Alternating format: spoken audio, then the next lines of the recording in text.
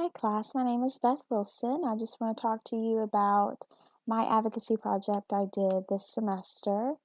Um, I wanted to focus on family resource and youth services centers. That's actually where I did my placement this semester, was with the school system, or this year with the school system. And I'm not sure how aware you guys are of all of the services that are provided, but basically we connect them to resources, get them food, help them get clothing, shoes, uh, any kind of school supplies, anything they need basically in their home life or in the school setting. The idea is that it will help them have academic achievement if we kind of eliminate some of the barriers. Everyday students across the nation are facing barriers that make it difficult for them to focus at school and put their priority there when they're going through such difficulties in their home life. So some of these things might be like substance abuse. They might be dealing with at home. Homelessness is a big one in our area. Abuse, domestic violence, family or parent is incarcerated, which is huge in Kentucky. Death, health issues, etc. The list goes on. So the Frisk Center really is kind of that hero that steps in and might intervene when they see a child struggling at school, or might help a family when they're in need. The good thing about Frisk centers is this abbreviation for Family Resource and Youth Service Centers, is that they're within the school setting, so they provide that institutional opportunity to intervene with a child when otherwise they may have gone under the radar. So it gives them an opportunity to have their needs met when they come to school, and we can kind of dig deeper and see what's going on. So I wanted to focus on this because if you may already know, there are some struggles right now with the Frisk centers in Kentucky, and they're in jeopardy of becoming extinct based on funding and budget issues.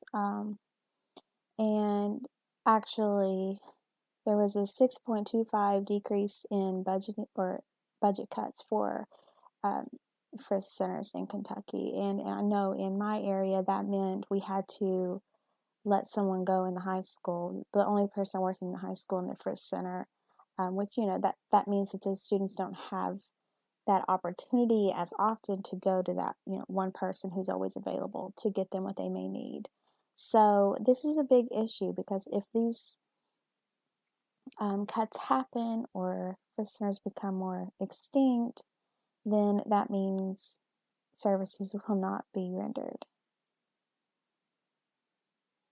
So that's what I focused my project on, and in order to advocate for this, I actually attended a legislative meeting in Frankfort. It was a reception where I had the opportunity to network with legislators and discuss the importance of the centers by setting up a table, and I showed a display board of the programs and the impact that Frisk centers have on families and children. For sake of time, that's basically what I did, but that I also did a lot of stuff on the media and spreading awareness and advocating and getting people to call legislators. But the most important thing that I feel that I got the opportunity to do was go to Frankfurt and actually talk to them about how devastating the cuts would be. So ultimately, my ideal goal, or my big picture dream, would be to have a Frisk Center in all schools of the whole United States. I feel that this is needed, definitely. And by every school, I mean every elementary school, every middle school, high school, not just in the district, but in every school. I feel like that would alleviate a lot of struggles. It just increases academic performance, social skills, health of the children, and their life trajectory of later on, if you can intervene with those at-risk youth and families. Other than that, I really have learned a lot this year at Kent. I have learned a lot about evidence-based practice of my projects. I worked with a teen mom group, and I was able to reach out to the available resources in our area and really dig deep on what is out there and provide a brochure, which they're actually going to use in my practicum after I'm finished. Um, so I've been able to develop my skills and really help uh, kids and families in crisis situations. So I've enjoyed my time here, and I can't wait to continue to grow in my professional development through workshops and continuing research. Thank you guys for watching.